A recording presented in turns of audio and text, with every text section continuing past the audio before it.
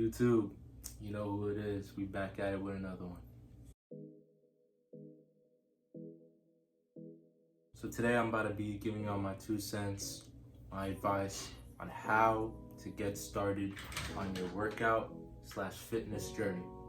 I'm gonna be giving y'all 3 tips on how to get started, what to do, what to expect, how to keep going, what to correlate into your day-to-day activity to keep things flowing on your journey, reaching and getting you closer to that destination. So first things first, you have to set a realistic goal. I'm looking over here because I got my notes ready, my 3 tips, and I'm about to dissect each one of them and go into detail. So first things first, you have to set realistic goals. You can't put a goal that's unattainable, because you're going to be motivated for a short period of time, and then eventually that fire is going to sizzle out because you're going to realize that that goal is close to or near impossible to reach. You have to really think, break down, and set realistic goals. If you set to lose, for example, 20 pounds in 2 weeks, that's not realistically possible. You're going to set out to do it, you're gonna work out, get discouraged when you see the 2 weeks pass by, you haven't lost 20 pounds. You lost somewhere to around 3 to 4 pounds, right? More realistic approach. And you haven't lost 20 pounds and you realize that, damn, I didn't reach my goal. Discouraged, and you go right back to the old habits. Unrealistic goals lead you to old habits because you will get discouraged because they are too hard to reach. It's not realistic. Put in your mind and write down a realistic goal, whether it's going to be to gain weight or lose weight. That realistic goal, 20 pounds in 2 to 3 months, that realistic goal, as you see the time go by and you see you're getting closer and closer to it, it will only push you forward. So that's step 1, set a realistic goal. Step 2, you have to figure out, what are you doing it for? Are you doing it for someone else, or are you really doing it for yourself? This sounds easier than it actually is, but when you think about it, some people subconsciously work out, get in shape to impress other people, right?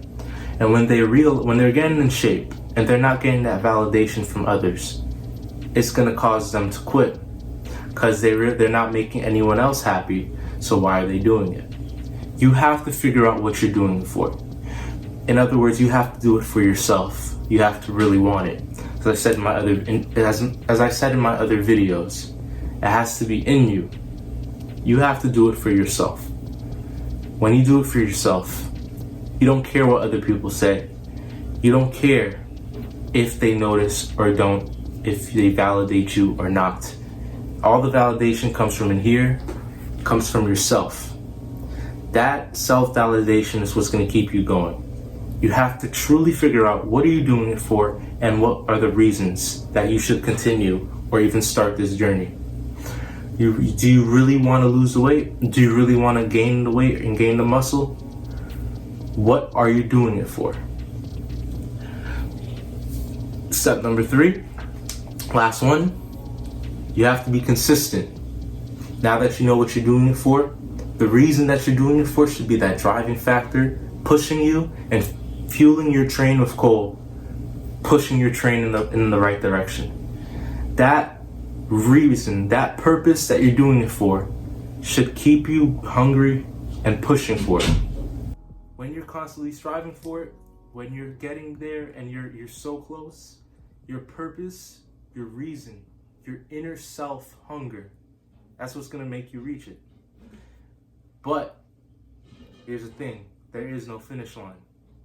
I say this because so many people eventually reach their goal, reach their weight loss, or reach their muscle mass goal, right?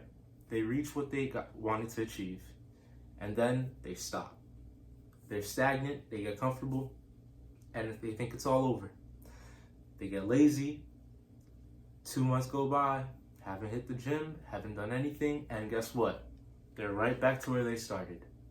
Why? Because they thought they crossed the finish line and they thought they didn't have to do anything else. They thought it was all over with and they were all good. That's the last one. You cannot think that you've reached the finish line. There's always room to improve. There's always much more to achieve. Whether you reach your goal, you have to be your harshest critic and see the flaws and work on them. See the flaws and attack them. Don't be comfortable, don't be lazy, and don't be stagnant. That's what kills and gets so many people. Once they finally reach their journey, they think it's all over. It's not over. It's a marathon, and you don't know when it's over, because it isn't. You have to keep going, you have to keep grinding. Even when you reach your goal, you got to maintain it. You got to know that I worked so hard for this, I don't want to lose it. That knowledge, that keeping that in the back of your head, you won't go anywhere. You won't lose anything. Those are the 3 tips. Figure out a realistic goal with a realistic time frame. Figure out the purpose, the reason that you're doing it for. Is it really for you, or is it to get impressed and get validation from others? And thirdly, be consistent and always be hungry. The second reason is driving that third.